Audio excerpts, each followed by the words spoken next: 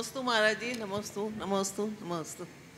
महाराज जी, आज हमने वंदना की, बहुत आनंदित हुए और बहुत अच्छा लग रहा है कि हम आपके सामने ये प्रश्न पूछने का मौका मिल रहा है।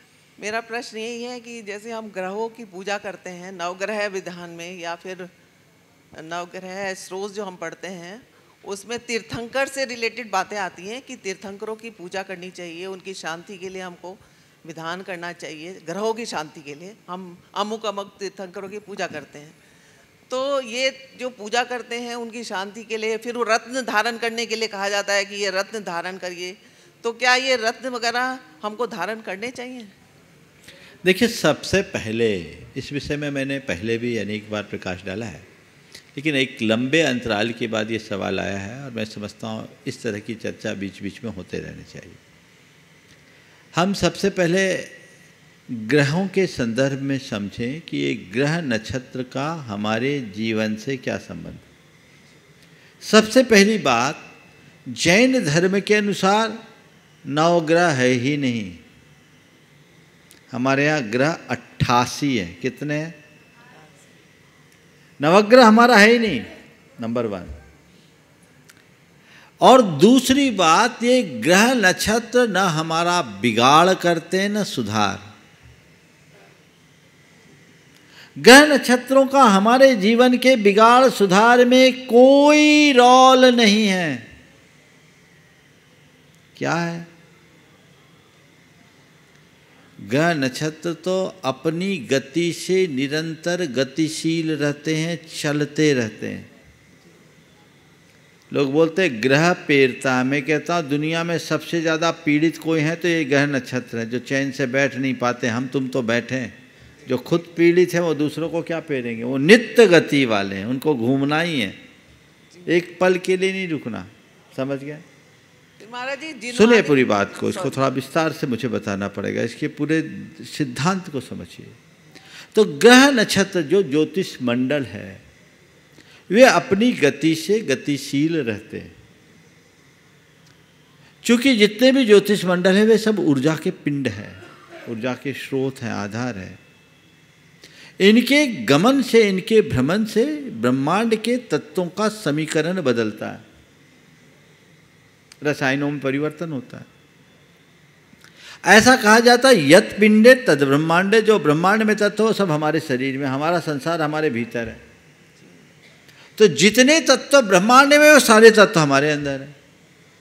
अब इन ग्रह नक्षत्रों के परिभ्रमण से जो ब्रह्मांड के तत्वों में परिवर्तन आता है उससे हमारे शरीर के अंदर के रसायनों में परिवर्तन आ जाता है। कर्मों और आत्मा का जो संबंध है वह भी रासायनिक संबंध है।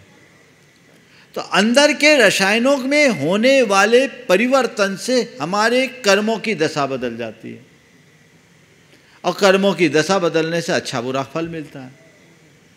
तो हमारे ज्ञानियों ने एक विज्ञान विकसित किया जो ज्योतिष विज्ञान के नाम से जाना गया, कि कौन व्यक्ति किस समय कितने बजकर कितने मिनट पर किस स्थान में जन्म लिया, उसके अनुसार उसका एक गोचर बना दिया गया।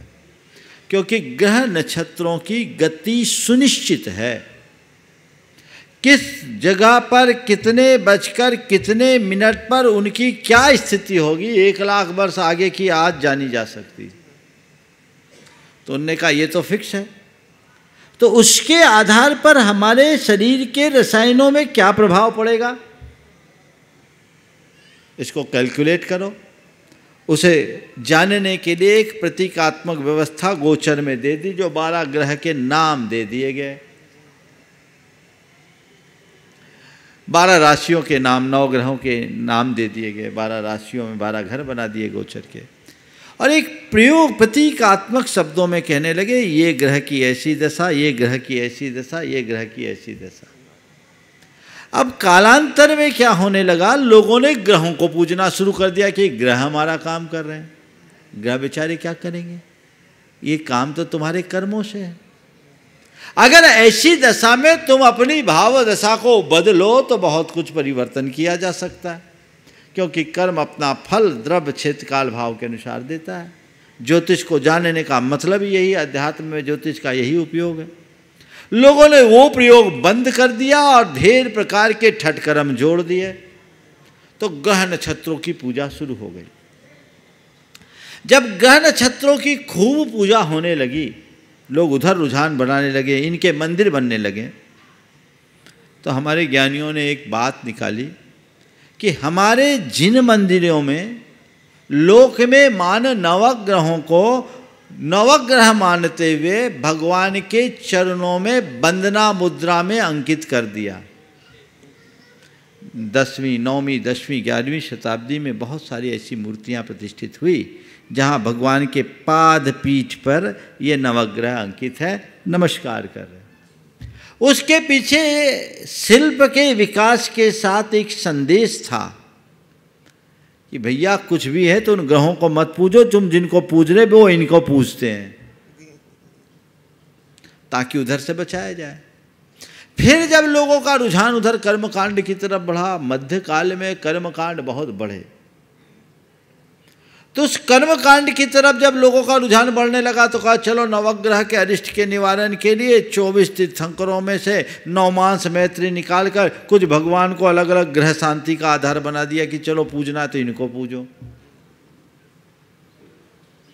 और अब 20वीं शताब्दी के अंत से एक और नई परंपरा चालू हो गई कि नवग्रह मंदिर ही बनने लगे।